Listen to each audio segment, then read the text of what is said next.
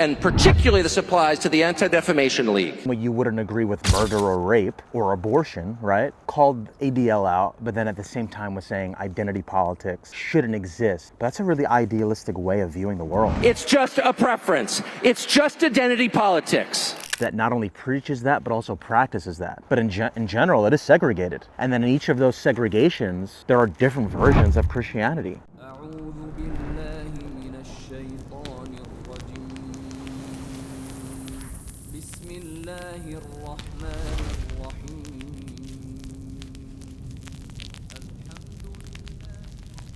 What's up, guys? My name is Jovian. This is Crescent Cross Covenant Coalition, or CCCC. I'm in a slightly different location today just because it was snowing and I couldn't get to my normal spot. And yeah, hope everyone's doing well. Today I wanted to talk briefly about Tucker Carlson at AMFest. That guy is pompous, woo! Which is Turning Point USA's, I guess, convention, like Republican-leaning convention. It's the first one without Charlie Kirk, and they had a crazy lineup of just like right-wing commentators slash politicians. J.D. Vance, Vivek Ramaswamy, the lovely Ben Shapiro, a few other people. But Tucker Carlson closed out the first day, or the first night, and he's been saying something that's been catching my ear, but he specifically worded it and articulated it in a way for this past speech a few days ago that caught my ear even more, and I wanted to talk about it just briefly. His whole idea of blood guilt and identity politics and steering away from that to focus on the fact that, you know, in the judiciary system, and he mentioned like the judiciary system and how, you know, every man and woman is judged based on their actions, not on their skin color or their ethnicity or their religion, their race, blah, blah, blah. And how, you know, identity politics isn't good, white identity politics isn't good, and then the ADL, Anti-Defamation League, should call out anti-white rhetoric and call out the racism towards white people. To the many organizations now, and particularly this applies to the Anti-Defamation League, which has cheered on anti-white hatred for decades. That is going on in the world and specifically in America. So he called ADL out, but then at the same time was saying identity politics shouldn't exist. But that's a really idealistic way of viewing the world. You know, every race, you know, every ethnicity, every religion, you know, they clan together, you know, understandably, especially in America where you need to group up as whatever group you identify as in order to have any sort of power or, you know, any sort of momentum in this country, because that, you know, other than it being mostly white, not so much as of recent, but that's the only way to kind of get anywhere in this weird sort of country we live in.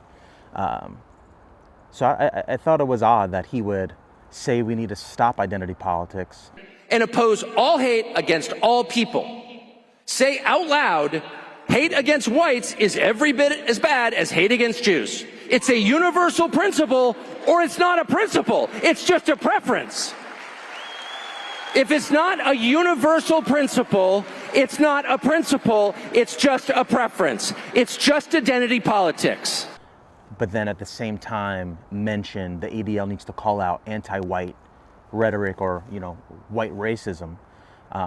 So even almost asking the ADL to do that is in a sort of way like saying identity politics exists. You cannot agree with it, right? That's fine, right? You cannot agree with identity politics. Same way you wouldn't agree with murder or rape or abortion, right? You cannot agree with those things, but they do exist. So identity politics does exist, duh. And whether I agree with it or not, that's the system. That's the system in place, you know? So we focus on shifting the paradigm, but there's only so far that's gonna go. But more importantly, to speak as if it doesn't exist or as if it's wrong and then Tucker saying it's wrong is gonna make it go away, that doesn't make any sense, right?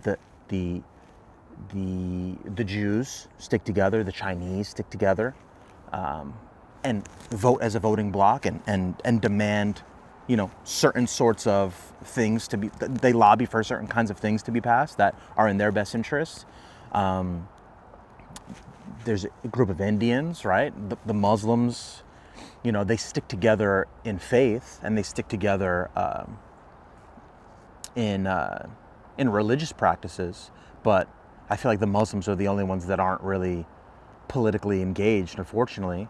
But even the Christians do it in a way of like white Christian, which is like, he's Protestant, but the white Christians do it as well.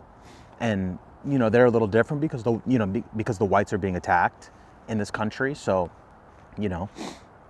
I understand why they would feel the need to do that, but every group does it. So if Tucker is going to complain about things like identity politics, and then at the same time run to the ADL to have them call out anti-white racism, I think he's living in this false idealistic world, or he's looking for this false idealistic world. Like, we don't live in an idealistic world, because again, if in an idealistic world, like, there would be no rape, there would be no murder, there would be no genocide, there would be no suicide, there would be no abortion, there would be no prostitution, no interest, no gay shit. But we don't live in that idealistic world. We live in a world where you need to group up with a group of people who believe in the same thing as you and lobby and fight for things that you believe in. And hopefully those things are good, not only for your community, but for all of society.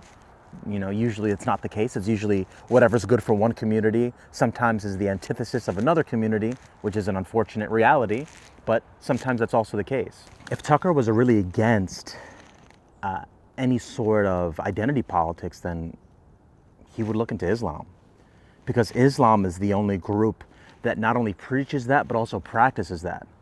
Because there's nothing in the Bible that says it's just white Christians and any sectarian version of that should stick together. Like Christianity, Christianity is from the Middle East.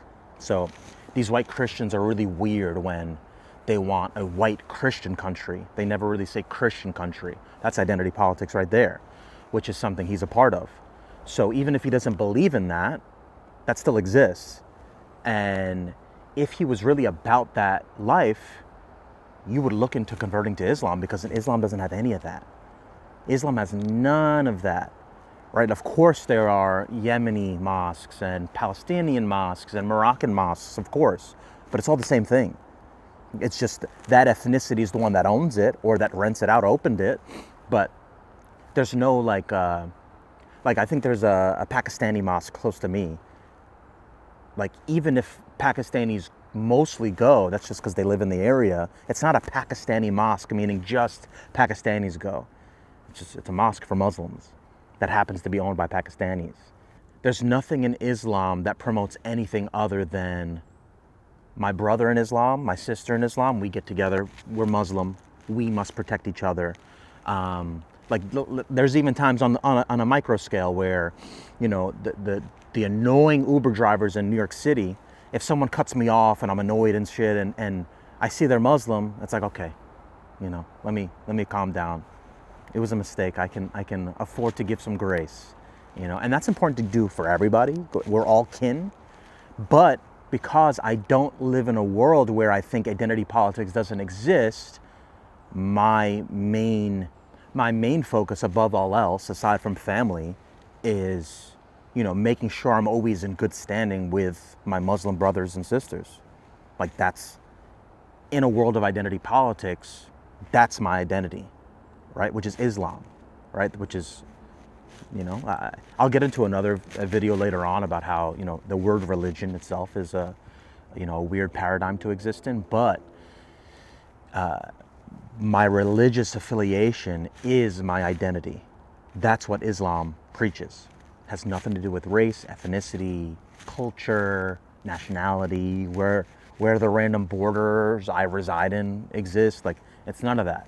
So the real ending to identity politics is Islam, Because even though Christianity doesn't promote anything in regards to identity, it's been weaponized in America to mean white. And in America, there's like Korean churches, just Korean, just black churches, just Mexican churches, just white churches. And that's not to say it's all. Obviously in New York, there are some that are mixed, like anyone can go. But in general, it is segregated. And then in each of those segregations, there are different versions of Christianity. So the ultimate way, and again, that's not saying for you guys to convert, but the ultimate way to get rid of identity politics is actually to adopt the things that Islam preaches and projects into the world, which is no, your identity is Christianity, your identity is Islam, and that's the version of identity politics that would be the most conducive to, a progressive and beautiful and safe society. So Tucker's stance on that is a very idealistic stance, and it's a stance that is not capable of being executed in society, because America is built on identity politics. So either he's looking to have an idealistic world become reality, which could be possible in like why he's sharing this, but part of me also maybe feels like it's disingenuous, because he's been in media and in government and supposedly CIA for decades. So what he's talking about isn't possible, but if he's preaching it in a way where it shouldn't exist to the degree that it does, and maybe sort of dismissing how much it exists, there's a part of me that feels like he's lying, to like sort of sway people away from identity politics, but not sway them away like saying, hey, it's no good, let's unite. It's more so swaying them away like it doesn't exist. But it does exist. It does. So you can't deny that it doesn't exist. You can deny that it should have any future in America, which is partly what he's doing. But the rhetoric that he adds to it is sort of like almost that it doesn't exist in this reality, but it does. Identity politics is everything. Everything is identity politics. Everything is identity, right? Sports, women and men are separated, right? I don't even have another example. Everything is identity. Everything in this world is identity. And on the one hand, it's beautiful, and as long as it's not weaponized and used to spite someone else, of course, that could be a great thing. But if you're really about that anti-identity politics, then you would be Muslim. Muslims have none of that. I've said it in a previous video. You could be Moroccan, you could be from Qatar, you could be from Japan, you could be from China, you could be from Berlin, or Germany. I don't know why I said Berlin. You could be from Germany, and you go to a mosque, we all pray exactly the same, we all speak the same language in terms of, Arabic, Quranic Arabic, and we all have the same exact way we go about praising God and submitting to God.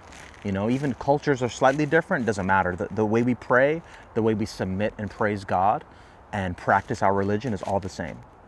So America, adopt those same things.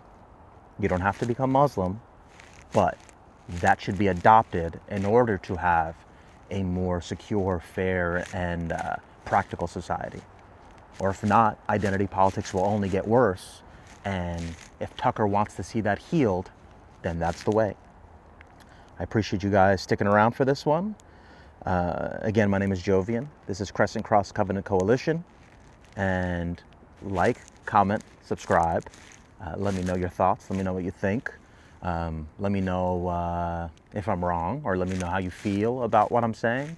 If you have any ideas on things you'd like me to discuss, I'd love to hear your ideas as well. And yeah, I'll see you guys soon. Peace.